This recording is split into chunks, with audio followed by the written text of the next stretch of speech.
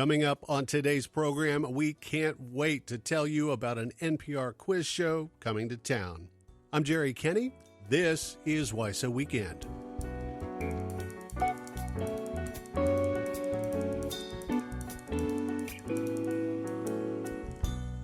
As always, thanks for sharing your weekend with WYSO.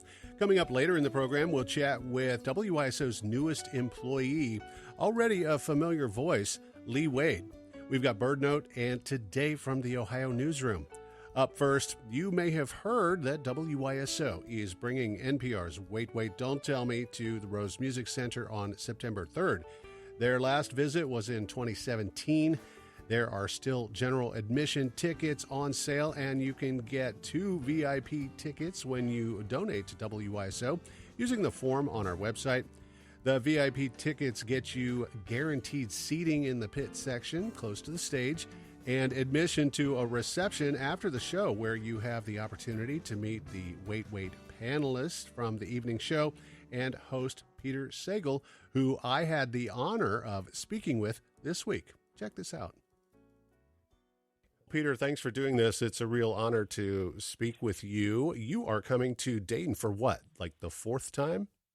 Yeah, but not for a while. I think the last time, if I remember correctly, was something like 6 or 7 years ago, if I'm not mistaken. But weirdly and quite happily, as far as I remember, some of our very first shows on the road, which way back when were the only shows we did in front of a live audience, were in the Dayton area. We came a bunch of times. Partially because our producer at the time, Rod Abid, who tragically passed away this spring, was an Ohio native, and he loved to go home. So some of our very first and happiest experiences in front of a live audience were in the Dayton area. And what prompted the decision to take the show on the road? Well, it's a slightly complicated story, but also kind of a simple one. The complicated version is that our show was designed by our creator, Doug Berman, the same guy who gave the World Car Talk, working with NPR, to be a studio show. And it had a lot of reasons why that was such a good idea. One was you have a national talent pool. You don't have to fly anybody in. You just put them in studios, connect the studios. Secondly, the sound quality was such that you could edit it, which is a big thing with Mr. Berman. He likes to edit things to make them sound as good as possible. The studio makes that a lot easier. And so that's how the show was set up. But here's the simple reason why we moved to a live format eventually, or rather, I should say, in front of a live audience. If you have an audience for a comedy show, they might laugh, which is good. It sounds good, and it incentivizes the performers to be funnier because people might laugh. You know, it's like dolphin and herring. And the way it happened was purely, well, I'd say by accident, but it was more like somebody else had the idea. We got a call from a guy who ran a station in Salt Lake City, not the major station there, a smaller one that is now no longer, saying, look, we think it'd be really fun to have you do our show for us in front of an audience that we'll provide. We'll give you everything. We'll get you hotels. We'll get you airplane tickets. We'll set it up for you. Just come on out and do it for us. And we were like, okay, seems easy. So we did it. And that was in January of 2000, just about 2 years almost exactly since the show premiered on the air. And it was like this amazing success. Remember what I said about people laughing? And so as soon as that was broadcast, every other station, including WYSO in Dayton, started getting in touch and saying, like, oh, would you come and do it for us? And so we started doing these shows on the road every month eventually. And it was just so obvious the show was so much better in front of a live audience, which, by the way, seems obvious in retrospect, that in 2004 we started moving to all live audience taping, and that's what we've been doing ever since. You have normally done indoor venues, I think, but more recently outdoor venues? We've done both. One of the things about my life that makes me think that I'm just in the middle of some sort of weird dream that I will eventually wake up from is that our show and me and my colleagues and friends have played some of the premier outdoor music venues in America, including Tanglewood and Wolf Trap in Virginia, near Washington, and most surreally, and I use that word advisedly, Red Rocks. We played Red Rocks, you know, me, Bono in the Rain, the big signs of, you know, the big iconic images of Red Rocks. We've also played one big outdoor venue up near Cleveland, I think called Blossom, the Blossom Music Center. And so this is not entirely new for us. We just, in fact, played an outdoor venue in Sonoma, California, the Green Music Center. And it's great fun. I love it. weather's nice, people bring picnics, and there's nothing, we don't have like 2-drink minimums in public radio. But if people bring, nice bottles of an inexpensive but charming Chardonnay, that has the same effect, and the audience is even that much more receptive to what we're doing. Well, the Wait Wait crew is going to be live at Rose Music Center on September 3rd. It's a great outdoor venue. We'll hopefully have plenty of people there. Let's talk a little bit about the format of the show. There's a lot of serious news happening in the world. Isn't there? I hadn't noticed. Yeah. Why do you think it's important to present some of it in a funny, not so serious way? The best way to answer it is I don't know if I'd be able to have gotten through the last, decade or so with my sanity intact if I wasn't able to do the radio show and make dumb jokes about the dumb aspects of the week's news. So speaking for myself, it's been an essential survival tool, and I imagine it has some of that same effect for the listeners, or that's what they tell me. I mean, I think we're all public radio people here, right? I'm a public radio person. You're a public radio person. Everybody listening to us right now is a public radio person. And when we take things seriously, we public radio people, we listen to the news, we make sure that we're informed. Sometimes it feels like a serious civic duty to be informed and listen to our public radio stations and my colleagues at NPR News. And so we just need a break. Don't you think? Once in a while, maybe an hour a week to get goofy and stupid and make dad jokes and poop jokes and say rude things about important people just to let off some steam or provide a distraction. God knows, I really, like I said, it's been my lifeline in an otherwise sometimes very bleak news environment. So I assume it provides that for the audience as well. On September 3rd, the audience will get a chance to see really what happens behind the scenes before the fully produced show is released. And I know they're going to see it for themselves, but can you describe a little bit of how it goes? Well, our show, again, 2 ways of looking at it.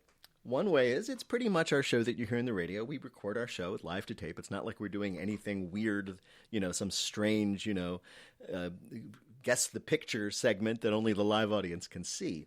But on the other hand, we routinely record at least 90 minutes of material that gets edited down to the about 52 minutes of radio show or podcast that people hear.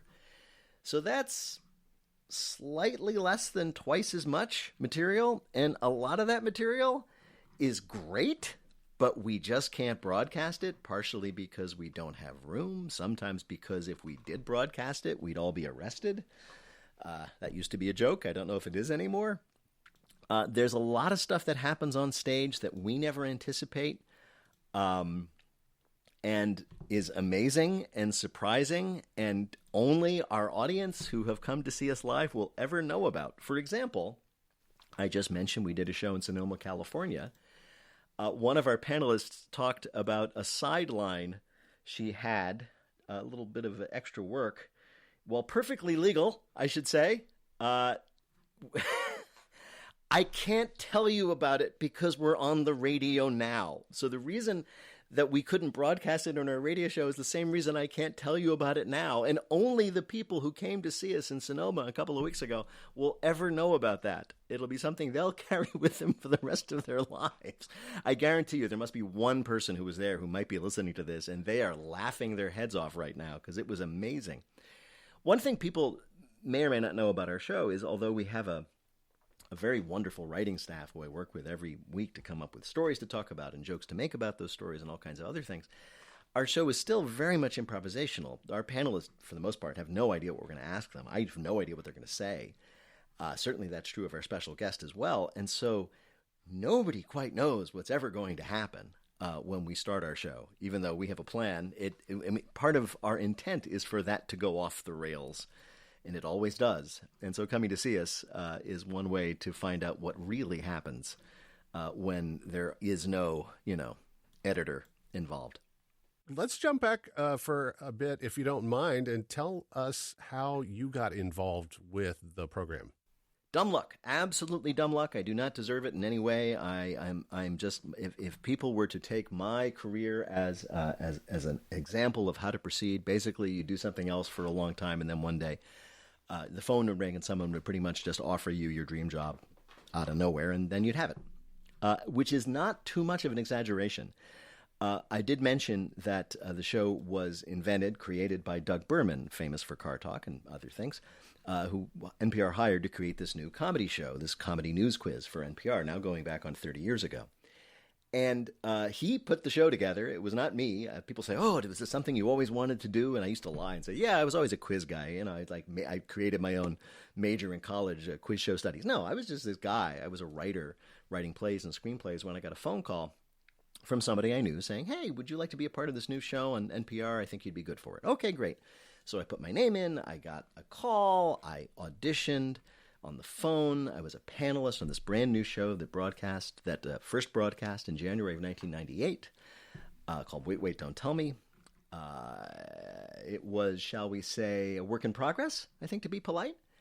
And one of the things that Doug and his collaborators at the time decided they needed to do to make progress was to find a new host. So with time pressure extraordinarily and pressure from the stations, people may or may not know this, but every station in the public radio system, WYSO, everyone else, make their own decisions about what they're going to broadcast at any given moment of the day. There's no NPR doesn't say, okay, now everybody has to broadcast this, and everybody says yes or no. It's all independent. It's all individual decisions. And some stations had chosen independently to broadcast this new show. Their audiences weren't thrilled. They weren't thrilled.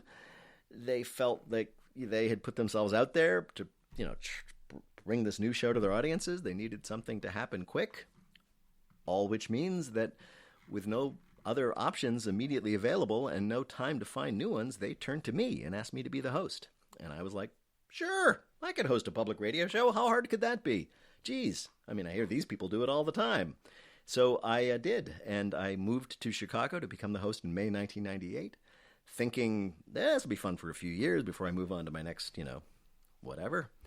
And here I am, almost 30 years later, talking to you about it.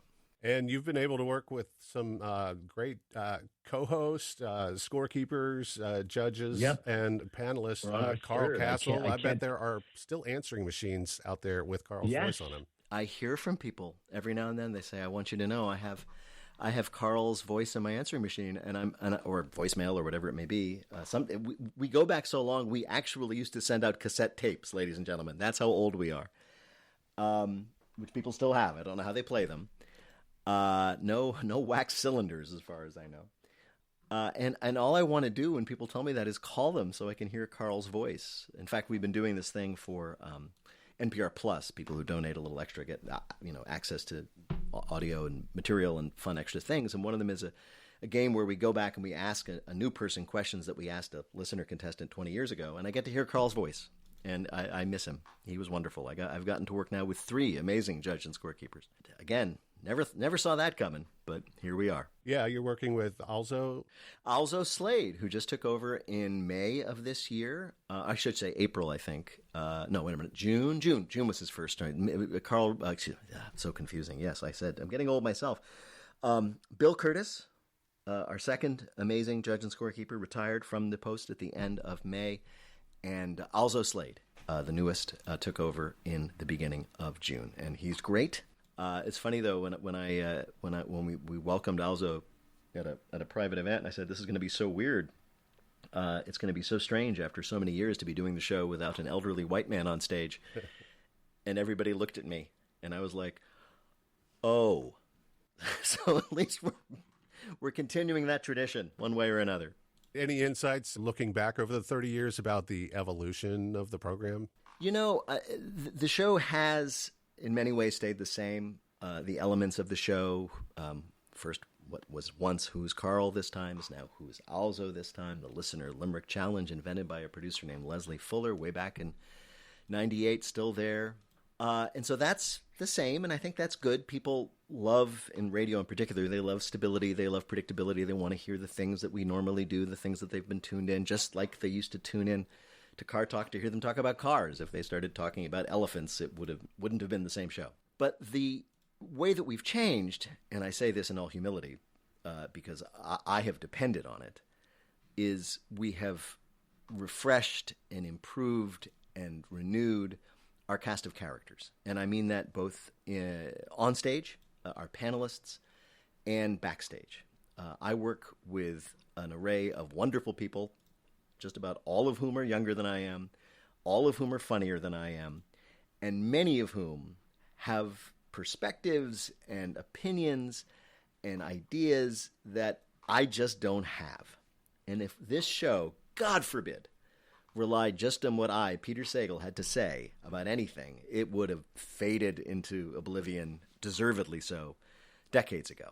The reason the show is interesting is because whenever I am on stage, as I will be at the Rose, and look to my left, stage left, I see three delightful people who are, again, funnier and more talented and more entertaining than I'll ever be.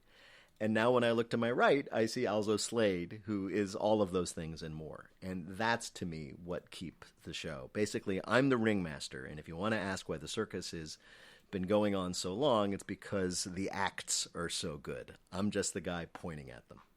The acts are great, but you do a great job of playing off the fine senses of humor that are collected on stage. Coming back to the Rose Music Center on September 3rd, the entire cast of Wait, Wait, Don't Tell Me, and you can find out the information on our website. Peter Sagal, it has been a pleasure to speak with you.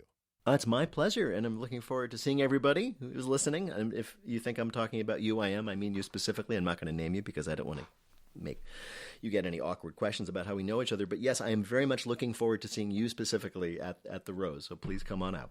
Thank you so much. We can't wait to see you. Thank you so much. Take care. And again, we've got ticket information on our website at WYSO.org. And we know you'll have a great, memorable time. Reserve your general admission or VIP tickets today before another busy week takes us all by surprise. Coming up, we've got Bird Note and a conversation with WYSO's Lee Wade. Up next, it's Today from the Ohio Newsroom. Today from the Ohio Newsroom, an Ohio drug court takes the screen. Support comes from Ohio CASA. Ohio CASA's mission is to ensure children experiencing abuse and neglect have a caring, trained adult in their corner. Information about CASA volunteer work is at ohiocasa.org. I'm Erin Gottsacker.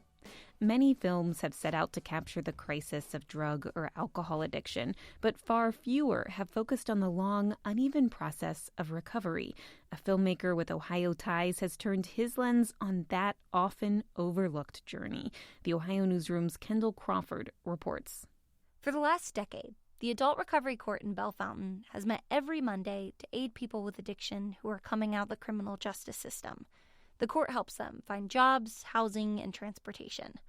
Logan County Common Pleas Court Judge Keith Bragg says it's not exactly cinematic. Nothing's blowing up and nobody's rescuing anybody. And yet, earlier this winter, Bragg watched his program and himself on the silver screen at the Sundance Film Festival. So today is Cody's first day, so let's all make sure that we give him a nice warm welcome. In the film Union County, Cody Parsons is navigating drug court for the first time. I'm Cody and I'm an addict. Hi, Cody. I've been addicted to opiates since I was 17. The story follows Cody and his brother as they work toward recovery. And while they are fictional creations, played by Will Poulter and Noah Centineo respectively, their stories are interwoven with documentary footage of Bragg's drug court, where real participants share weekly dispatches on getting sober. I got to spend Saturday and Sunday with my family. I got to see my kids, and they were really excited. And so I did like a little treasure hunt for my kids for them to find their Easter baskets, and I made them follow the eggs. Director Adam Meeks created this blend of documentary and fiction after visiting family in Central Ohio and watching a drug court meeting for the first time. I was just completely blown away by the empathy and humanity in that room and this kind of community showing up for itself. So he spent years getting to know them and the people running the drug court, like court administrator Annette Dio. She plays herself in the movie, fighting tirelessly to counsel the brothers through relapse. I'm going to do everything I can for you and for Jack to help you guys get through this. Dio just happened to have 4 years of theater school under her belt, but the role wasn't exactly a stretch. Cody's story closely reflects the experience of the people she works with every day. It shows so much dignity for the people in recovery. You know, one of the things I've worked in with my career is really working against the stigma of someone with a substance use disorder is a bad person. And they're not. They have a bad problem. Rather than dwelling on people's mistakes, the movie lingers on mundane moments, cleaning up balloons after the program's graduation ceremony, performing drug tests in front of court personnel. Meek says its pace mirrors the journey of recovery. Like, that's also the thing that the character is up against when trying to figure out how to like fill the time and their life and find a certain kind of day-to-day, moment-to-moment fulfillment without using. Meeks hopes that this intimate portrayal can shift people's perception of rural Ohio, from bleak to blossoming. This is also about pointing the camera towards a place that I thought was kind of underappreciated or like misrepresented, and being like, look how beautiful this is. Judge Bragg says the fact that people care enough to set up cameras in his courtroom at all has already inspired hope for his participants. He started to use the film as an example of the joys that can come from sober life. If you just show up every day and do what you're supposed to do, something good will find you, and it might even be a movie star. The film is playing in theaters starting today. But for members of Bragg's Court, and many like it across the state and the country, there's a sequel every week. For the Ohio Newsroom, I'm Kendall Crawford. That's all today from the Ohio Newsroom. We'll talk with you on Monday. You're listening to WYSO Weekend on 91.3 WYSO. I'm Jerry Kenny. Very pleased to be with you this weekend, and very pleased to have someone in the studio with us.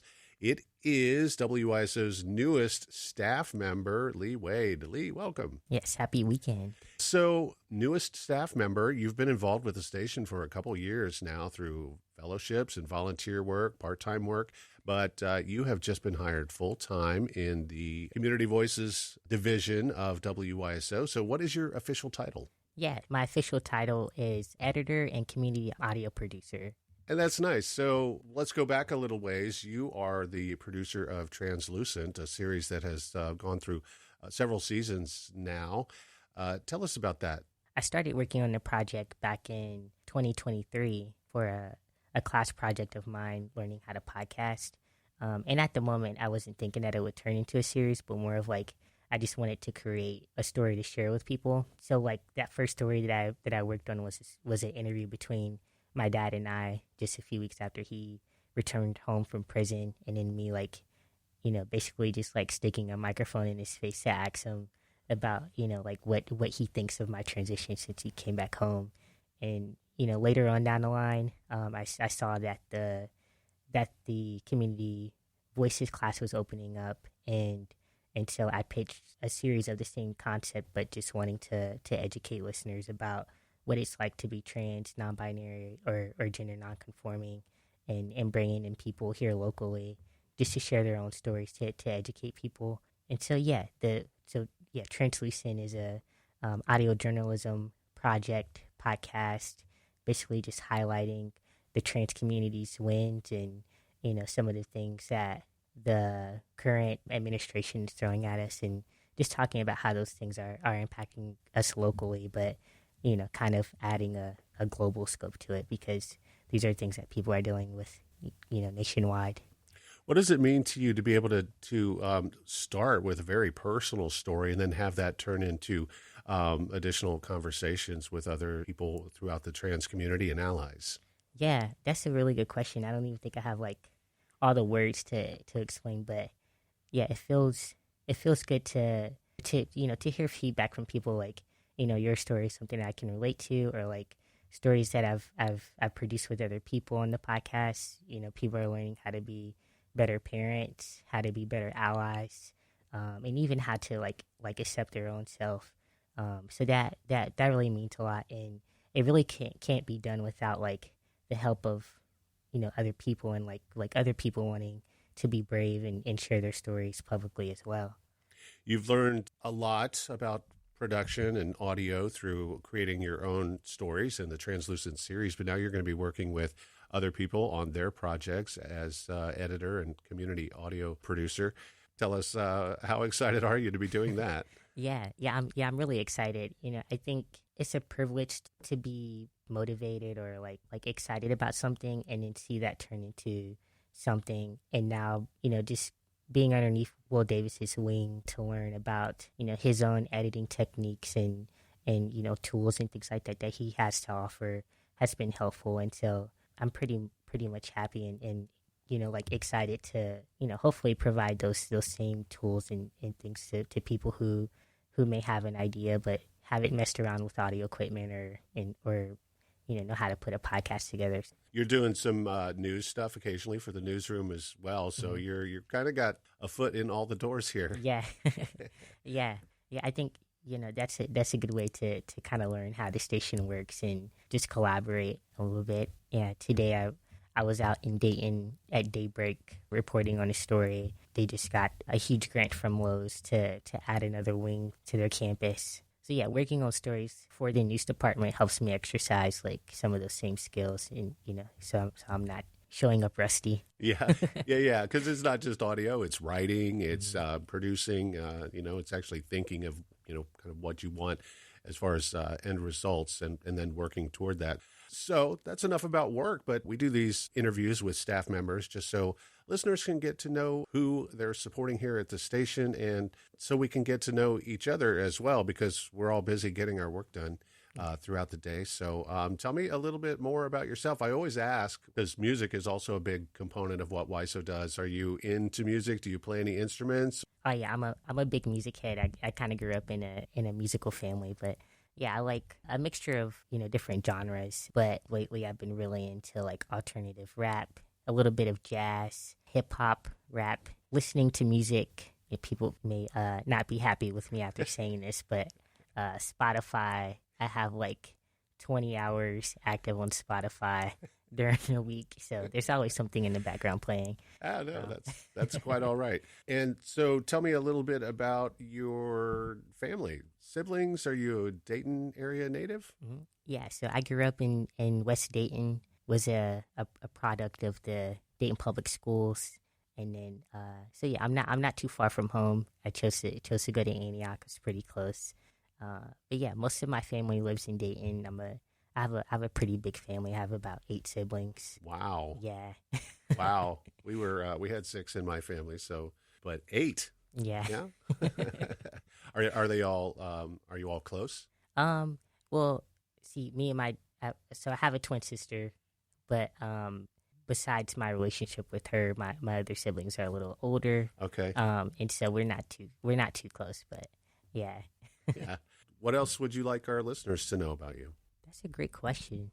I think I'm really excited and, honored to be able to take on the role as the new editor and producer here at the station. And yeah, it feels like pretty much like a full circle. Like I remember stepping into Luke's office my first time interning, and I came to Antioch not even knowing what it is that I wanted to do, but my first internship as a Miller Fellow here at WYSO kind of like guided my steps into what it is that I wanted to pursue at school, and then now like as a career. And so yeah, remember stepping into Luke's office and saying like, I want to do this when I graduate. He's like, okay, just stick around. And so I stuck around, and so I'm happy to be here. And yeah, everyone on the team has always been so supportive and welcoming and very good advocates and mentors. So yeah, it feels like home here. That's great, and it's exciting to have direction at such a young age, and the possibilities are really endless for you. So congratulations on becoming a full-time staff member here at WYSO. You're doing really great work, and I appreciate you sitting down for some conversation. Of course. Yeah. Thank you for having me, Jerry. This is Bird Note.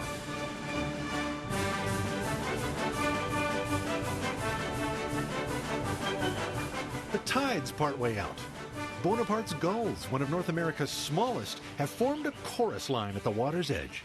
Side by side, in half an inch of water, they're stomping their feet as fast as they can. This stirs up an abundance of tiny marine invertebrates, including a smorgasbord of shrimp. Is this a learned behavior? Or are the gulls born knowing how to forage cooperatively? Most likely, it's innate, but no one knows for certain. The Bonaparte's gulls have returned from the boreal forest of the north, where they nest in trees. Trees? Yes, they're the only gull that regularly does that. Now, as they migrate south through the Mississippi Flyway and along both coasts, they're amassing in large flocks. The head of the adult is still black, like a vanilla cone that's been dipped in very dark chocolate. But soon, it will begin a gradual transition back to the white head of winter.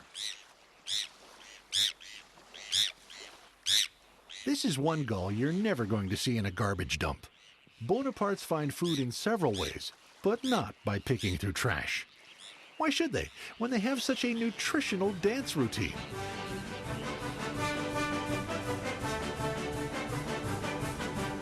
To share today's show with a friend, begin at our website, birdnote.org.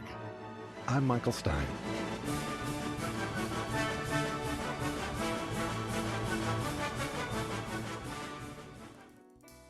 BirdNote putting a wrap on this edition of WYSO Weekend. I'm Jerry Kenny. Thanks for sharing your weekends with WYSO.